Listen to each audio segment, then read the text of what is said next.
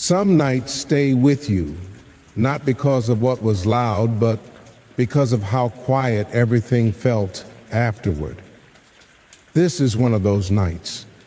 Even now, when the world is still and the air feels heavy, my thoughts drift back to that place, and to the man who smiled as if nothing in the world was wrong.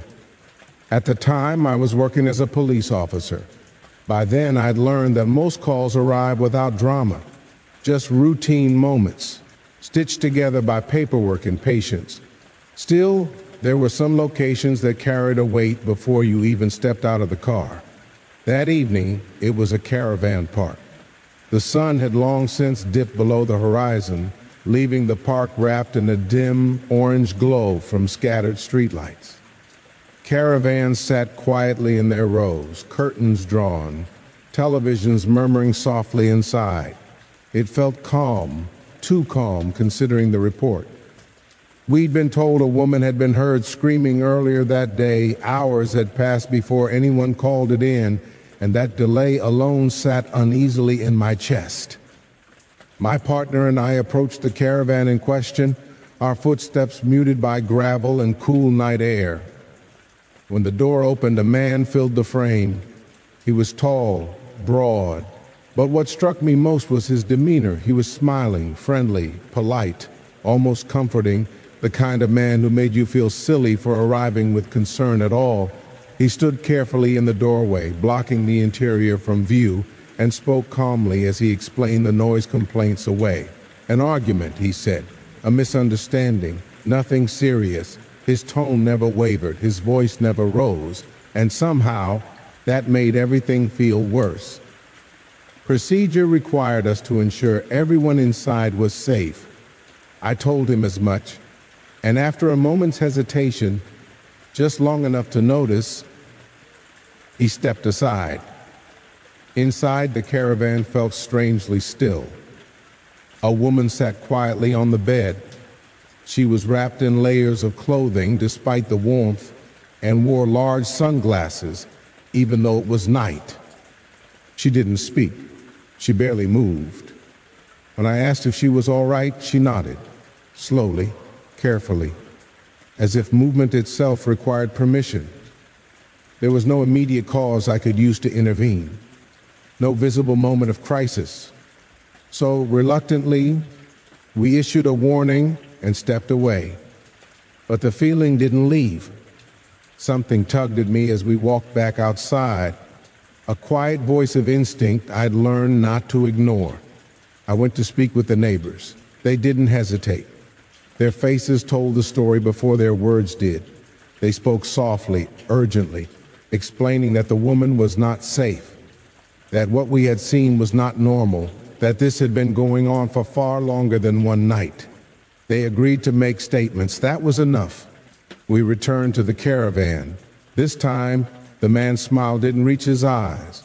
He was taken into custody without resistance, his calm never breaking, as though the situation inconvenienced him rather than exposed him. When we helped the woman stand, her body gave out beneath her. She hadn't fainted, she hadn't panicked, she simply couldn't stay upright. We helped her sit back down, and gently, carefully, she began removing the layers that hid her. What was revealed wasn't loud. It didn't scream, it whispered. Weeks of quiet suffering, pain endured in silence, harm hidden beneath fabric and forced compliance. I had seen many things in my career, but nothing prepares you for realizing how long someone has been trapped while the world keeps moving around them. She was taken somewhere safe that night, somewhere quiet, somewhere warm. The man who smiled so easily was never allowed to walk free again. And yet, the most haunting part came later. She asked about him, not with fear, not with anger, but with longing. That was when I understood something deeply unsettling. That cruelty doesn't always announce itself with rage. Sometimes it arrives with gentleness, with smiles, with a voice that reassures you everything is fine. Time passed. She received care, support, a chance to begin again. And I learned, as all officers eventually do, that monsters don't always look like monsters. Sometimes they look like the nicest person in the room. Now, as the night settles and the world grows quiet again, I let this story rest. Not as a warning shouted into darkness, but as a reminder whispered softly, pay attention to what feels wrong, even when everything looks right. And as this thought drifts gently away, another story waits nearby, ready to surface, when the night is just a little deeper. Some people feel unsettling long before they feel dangerous. It's a quiet awareness, a soft pressure behind the eyes, the kind of feeling that lingers long after the room goes still. And once you've known it, you never quite stop listening for it again. I learned that early, before I had words for fear, before I understood what it meant. Back when nights were measured by the hum of the house and safety felt like something that could disappear without warning. When I was very young, too young to remember clearly, our home had a certain rhythm. Daylight felt ordinary, calm, almost warm. But after dark, the air changed in ways I couldn't explain. The walls seemed closer, the silence heavier. Even now, when I think about those nights, I remember the feeling more than the images, that sense of waiting, of listening. My mother told me one story years later, her voice steady but distant, as if she were recalling a dream that still visited her when sleep came too easily. She said it was late. The house was quiet except for the soft ticking of the clock and the low murmur of a television left on too long. The kind of night where everything feels slightly out of place, even before anything goes wrong. My father came home unsteady, not loud at first, just different. His presence filled the room in a way that made the air feel thin. Voices rose, objects shifted. The calm fractured slowly like ice forming cracks beneath your feet. I was very small then, barely aware of the world beyond what was close to me. But I wandered into the room anyway, drawn by sound, by tension I couldn't name. Children do that sometimes. They drift toward the noise without understanding why. At some point, the house fell into an eerie stillness, the kind that feels wrong, not peaceful, but paused. And in that stillness, something simple happened. A phone rang. Just a gentle sound, ordinary, almost comforting. My mother says I moved toward it instinctively, plugging a loose cord back into place with clumsy hands. On the other end of the line, my grandmother's voice floated through, soft, familiar, concerned. And just like that, everything changed. My father's voice shifted. His tone smoothed itself into something warm, affectionate, almost cheerful, as if a switch had been quietly flipped behind his eyes. He spoke gently, calmly. The house seemed to exhale. When he hung up, he turned and smiled, speaking words that didn't match the air from moments before. Plans were made. Apologies implied. The night rearranged itself. Later, long after the memory had settled into something quieter, my mother told me she believed that moment saved her. Not through strength or intention, but through coincidence, timing, something unseen guiding small hands in the dark. She still thanks me sometimes. I never know how to respond. I don't remember that night at all, but I remember what came after. Growing up, I watched my father move through the world effortlessly. People liked him, trusted him. He laughed easily, helped freely. The kind of man neighbors praised and strangers felt comfortable around. If you met him once, you'd never imagine there were other versions of him. Quieter ones, sharper ones, versions that only appeared behind closed doors, where the walls learned to keep secrets. That contrast stays with me. The way someone can wear kindness so naturally, like a coat they slip on before stepping outside. It taught me something I carry even now, that monsters don't always feel monstrous. Sometimes they feel familiar. Sometimes they feel safe until they don't. I think that's why I pay attention to small things, changes in tone, silences that last a second too long, smiles that don't quite reach the eyes, not out of fear but awareness. And as the night settles around you now, as the world grows softer and slower, remember this gently. Safety isn't always loud. Sometimes it arrives quietly, through intuition, timing, or a simple action taken without understanding why. And as this story drifts away, melting back into the hush of the dark, there are many more waiting, each one whispered softly, just beyond the edge of sleep. Sometimes the most unsettling moments don't feel frightening at all. They feel ordinary, quiet, like a memory that doesn't make sense until much later. I didn't realize how close I had been to something dark until long after the night had already passed. It happened after sundown, the kind of evening when parking lots glow softly under tall lights and everything feels slightly muted. I had just finished shopping and stepped outside, the automatic doors sighing closed behind me. The air was cool, carrying the distant hum of traffic from the highway nearby. Cars came and went, people moved past each other without really seeing one another. That's when I noticed him. He stood near the edge of the lot, not too close, not too far. At first, nothing about him seemed unusual, just another face among many. But something about the way he watched, still, patient, made my attention linger. He spoke calmly at first, asking if I could help him with a short ride. He said he was a truck driver, that his vehicle was just across the highway at a gas station you could almost see from where we stood. Close enough that technically walking would have worked. I felt that familiar internal pause, the quiet moment where instinct gently clears its throat. I don't give rides to strangers, not out of fear, just habit. So I gave him a polite excuse, something vague and harmless, and suggested he call for help another way. That's when his tone shifted. Not dramatically, just enough. His voice grew sharper, louder than necessary. He insisted, repeated himself, said it was just a ride. The parking lot suddenly felt larger, emptier, even though people were still around. I remember the lights buzzing overhead, the way my keys felt cool in my hand, and the sudden need to leave. I said I had to go and turned away. Behind me, he said one simple word, "Okay," nothing more.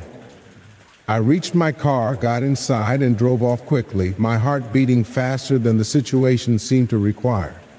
As the store faded in my rearview mirror, a familiar emotion settled in. Guilt. I wondered if I'd been unkind, if I'd misjudged someone who genuinely needed help. But even then, something about the way he had raised his voice lingered with me, quiet but firm. Time passed. Months went by. The memory softened, losing its edges, becoming just another strange interaction filed away and forgotten. Until one afternoon, nearly a year later. I was sitting in a restaurant, sunlight filtering through the windows, the low sound of conversation and clinking dishes all around me.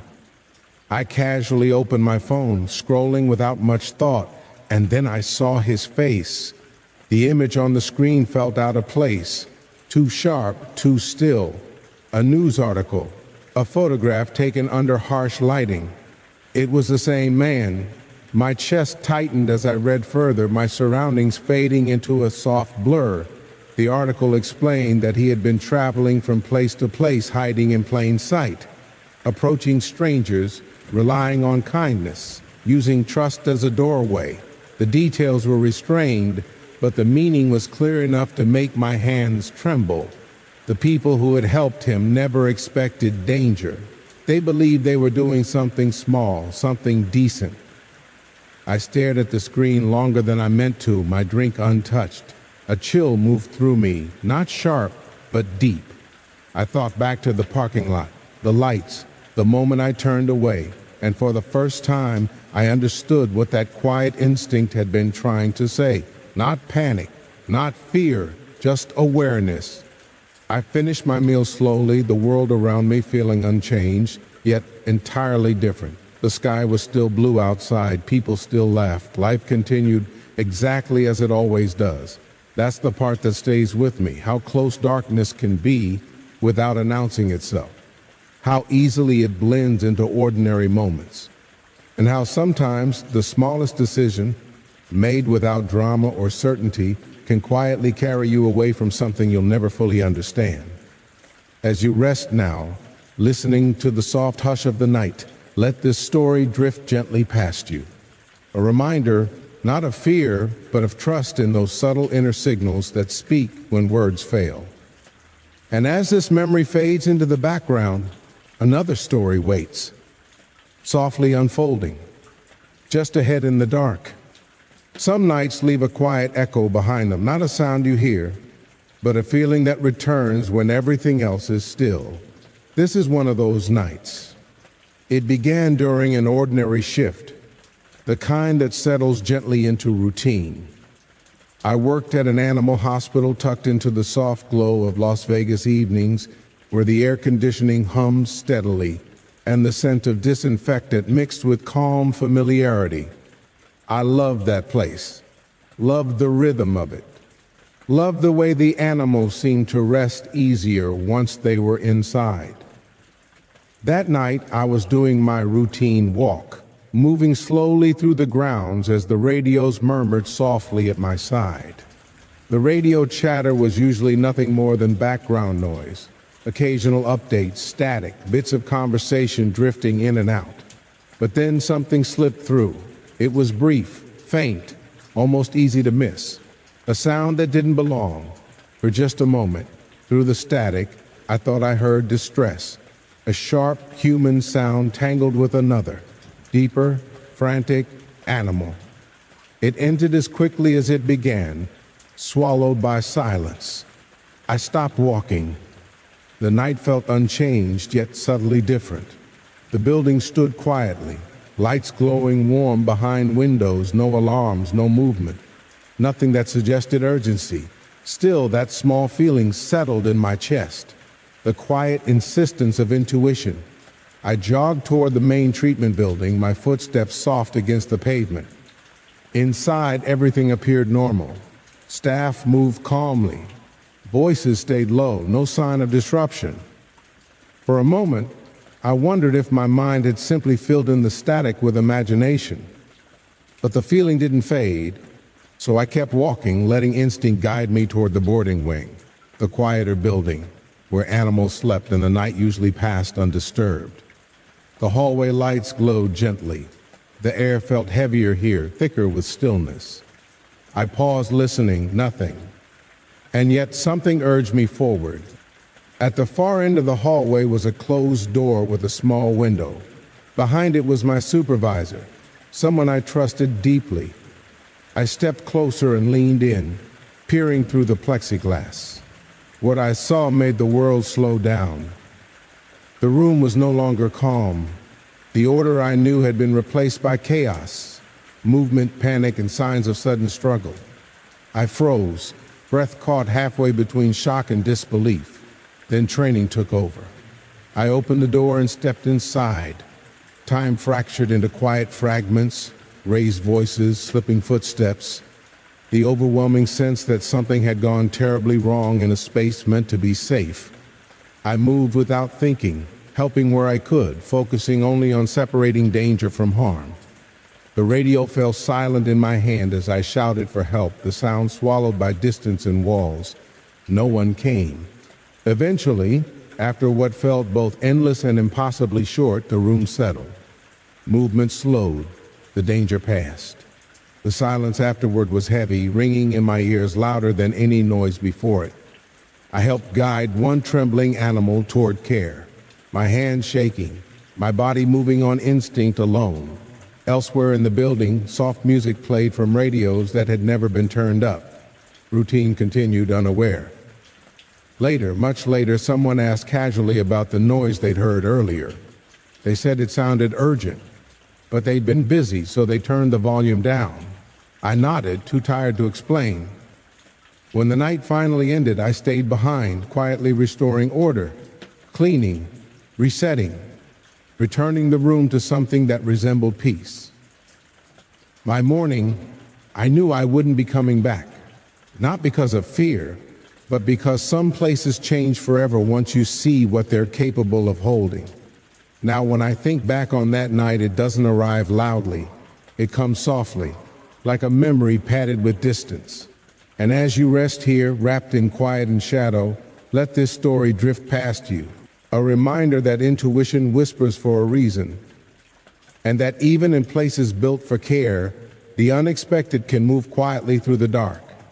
As this memory fades, another waits patiently ahead, ready to unfold slowly, gently, in the calm of the night. Sometimes fear doesn't arrive with darkness, sometimes it comes in daylight, beneath a bright sky, when everything appears safe enough to lower your guard for just a moment. This memory begins in a city that never truly felt like home. At the time, I was living alone in a place where the streets were always busy, yet strangely impersonal. I didn't know many people, and most days passed quietly, stitched together by routines and familiar routes. That afternoon, I had just said goodbye to someone I cared about. He had been visiting from far away, and I walked with him to the train, lingering a little longer than necessary, savoring the comfort of a known presence. When his train disappeared down the tracks, I turned back toward the underground, feeling the gentle ache that follows farewells. The sun was still high when I entered the metro station. Lights spilled down the stairwells, bouncing off tiled walls, mixing with the low hum of trains and distant announcements. It felt ordinary, peaceful even. I sat on a bench while waiting for my train, settling my bag at my feet. A man sat nearby. Our eyes met briefly, and we exchanged a polite greeting, the kind that carries no meaning beyond courtesy. Still, a small, quiet feeling stirred in me. Nothing sharp, just a faint awareness, like a breeze you notice only after it passes. I dismissed it. When the train arrived, we both boarded. The car was crowded, filled with muted conversations and the soft sway of standing passengers. I found a seat, and moments later, the man took one directly across from me, one of the last available. I reminded myself to relax. He spoke briefly to another passenger, someone who seemed to know him. They exchanged a few words, casual and familiar. When that person stepped off a few stops later, I felt reassured. Perhaps my unease had been misplaced. As my transfer station approached, I stood and adjusted my coat. Behind the reflection of glass and passing tunnel lights, I noticed movement, slow, lingering. I didn't turn fully, but I could sense his attention drifting in a way that felt uncomfortably focused. My chest tightened, and my thoughts grew quieter, more alert. The doors opened. We stepped onto the platform together. I walked toward the end, telling myself not to rush. Then I changed direction, choosing a different exit without much thought. So did he. I adjusted my path again, this time more deliberately. Once more he mirrored me. The station felt suddenly larger, louder, and far less welcoming. Footsteps echoed. Announcements blurred into noise. Each turn I made was answered by his presence behind me, steady and patient. By the time I reached the passageway connecting to the next line, the crowd thickened. Movement slowed.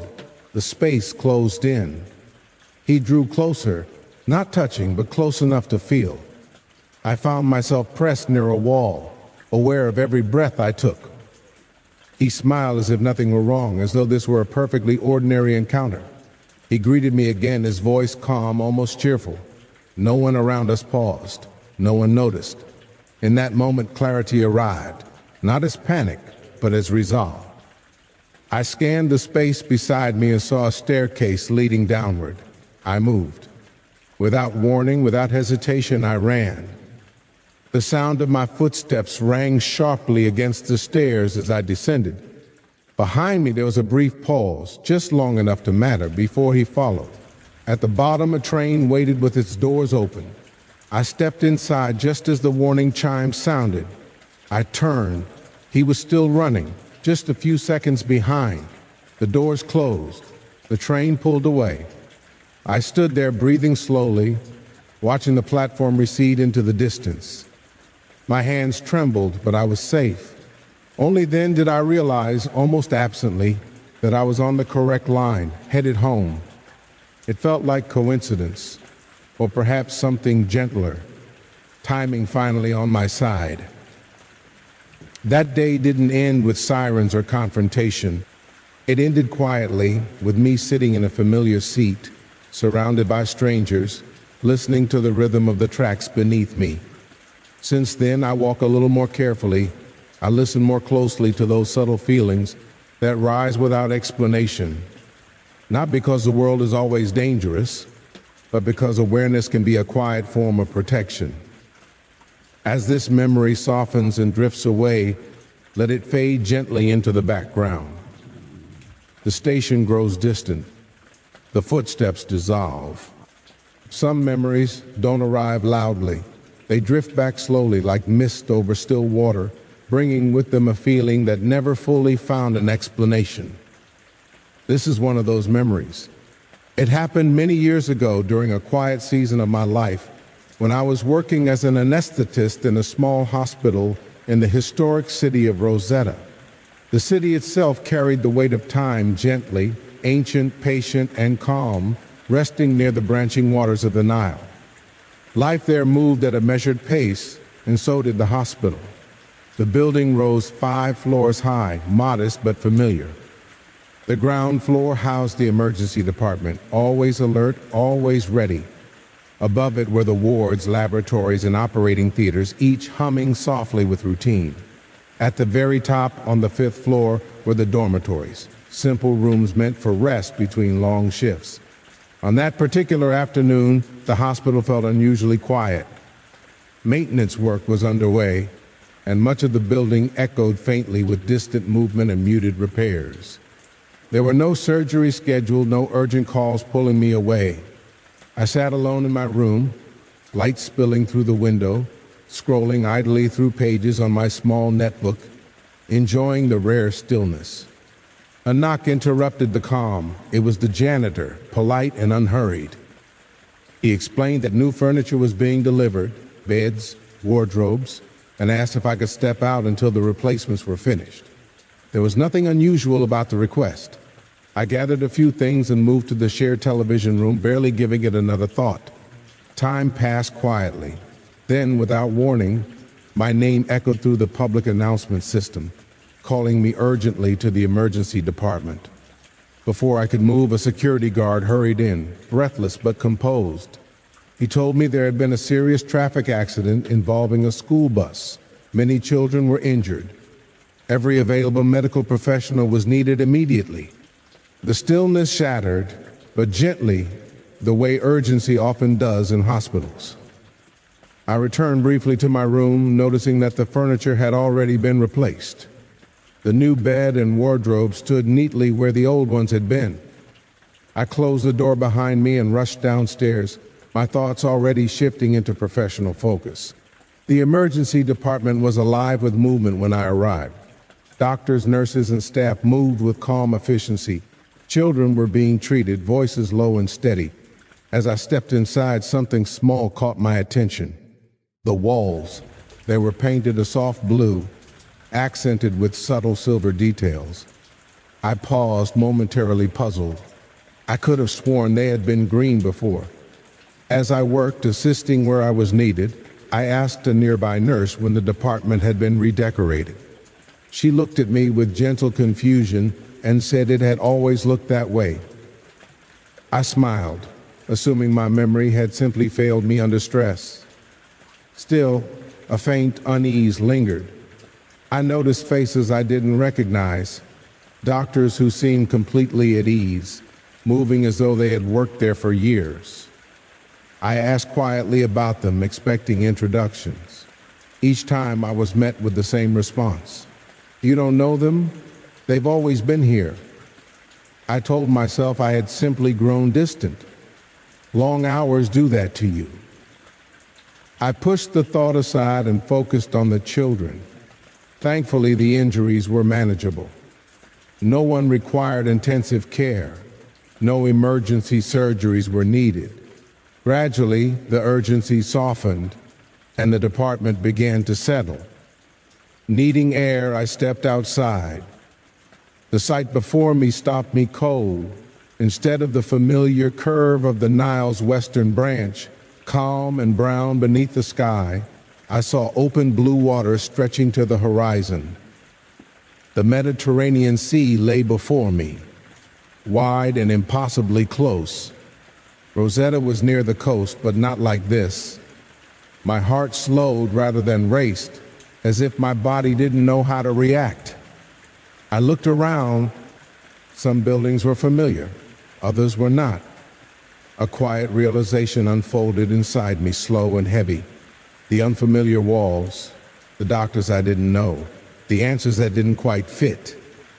I returned inside, asking calmly what lay beyond the hospital grounds. The Mediterranean, they told me, as if it were the most obvious thing in the world. I tried calling my parents, no answer. I searched for the contact of an older anesthetist, a mentor, almost a father to me. His name was gone from my phone.